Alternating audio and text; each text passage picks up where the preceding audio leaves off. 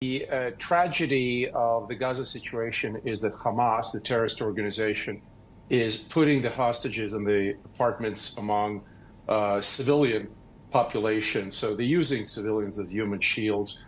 So when a hostage rescue is ongoing and the Hamas terrorists opened fire at the rescue crews, they returned fire, and this is how these hostages, this is how the civilians, some of the civilians were hit, and also the Hamas fighters were hit. So it was a firefight. In firefights, people get killed.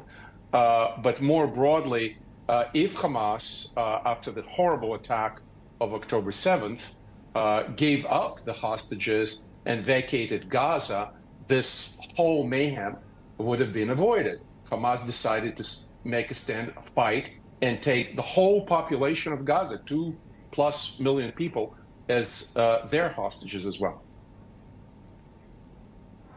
Hard to accept, and I guess even harder to defend. Why do you believe this is still the status quo? Why has President Biden's ceasefire and hostage agreement failed to launch? It's very clear. Israel said that they accepted the Biden proposals, and Hamas rejected it.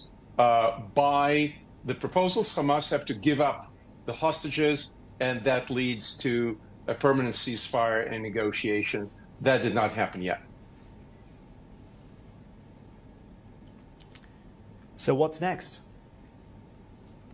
What's next is that 50% of the Hamas fighting force, which was originally estimated about 45,000, has been killed and wounded. If you take as on its face value the reports by the Hamas-controlled Gaza authorities that about 30,000+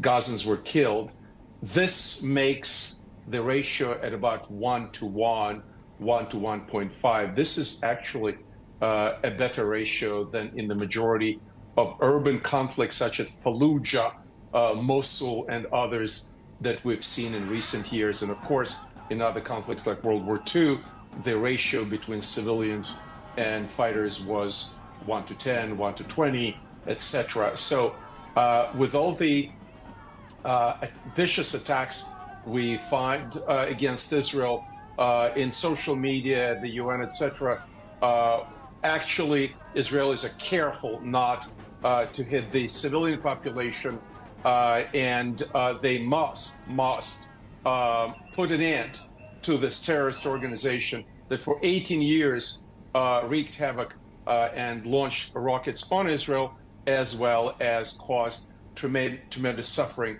to the people of Gaza.